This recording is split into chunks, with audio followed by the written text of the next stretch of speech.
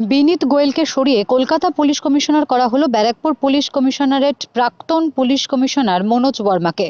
সদ্য নিযুক্ত Kolkata police commissioner Manoj বর্মাকে কটাক্ষ করে ব্যারাকপুরের প্রাক্তন সাংসদ অর্জুন সিং বলেন, বলবো এখানে अंधेर नगरी चौपट राजा टकेसर भाजा टकेसर खाजा। ममता बनर्जी हाल হয়েছে 100 में 90 बेईमान फिर भी मेरा बांग्ला महान। তো মমতা ব্যানার্জি ওই লাইনে চলেন।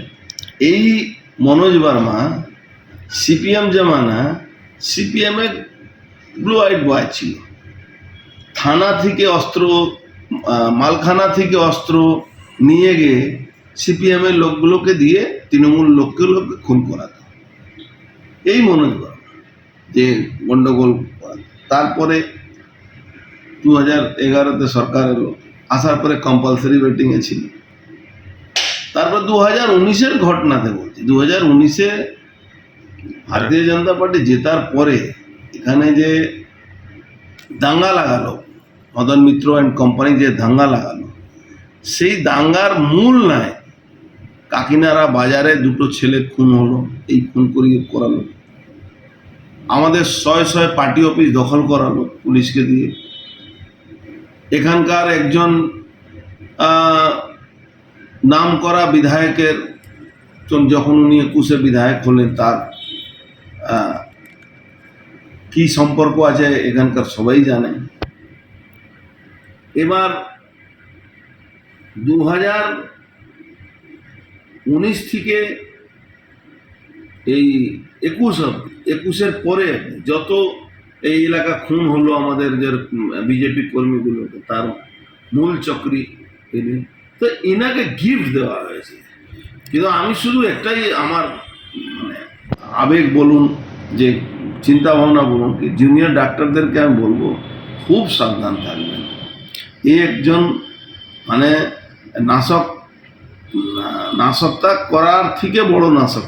ব্যারাকপুরে যখন ছিল তখন তো তৃণমূল তো ধরে ধরে তৃণমূল হয়ে কাজ করছিল, বিজেপিদের অনেক কেস দিয়েছে, আর্মসের মামলা করিয়েছে। আর্ম ছেড়ে দিই না, মনীষ শুক্লা মার্ডারটা হয়েছিল ওর মানে থানার সামনে মার্ডার করিয়ে দিল, ওর আরেকজন অফিসার ছিল।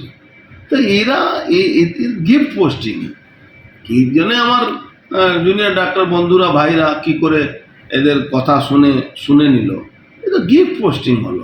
মানে তুমি অত্যাচার করবে, সেই মনোজ বর্মাকে যখন মমতা ব্যানার্জি এখানে ব্যারাকপুরে চার্জ দেয়, তখন বলে কি তুমি একটু সাজেশন নিয়ে রাখবে এর থেকে, বিনীত গোয়েল থেকে, এটা এ থেকে জেড অবধি ঠিক করতে গেলে।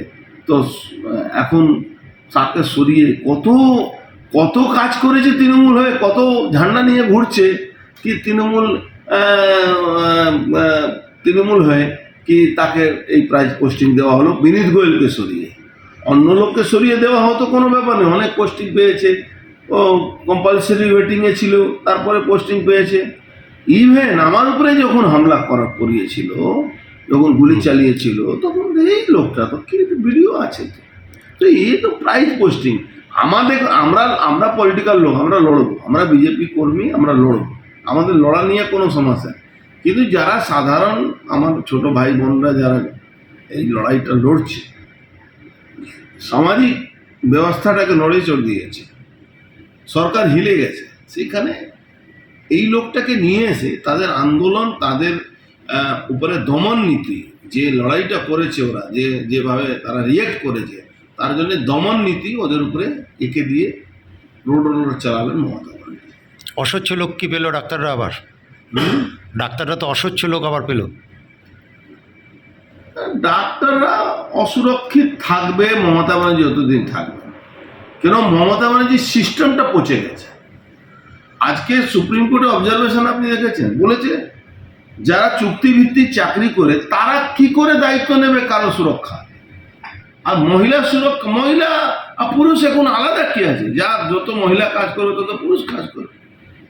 Bureau report, D Bangla news. সব খবর সবার আগে পেতে আমাদের চ্যানেলটি সাবস্ক্রাইব করুন এবং পাশে থাকা বেল আইকনটিতে ক্লিক করুন, লাইক ও শেয়ার করুন।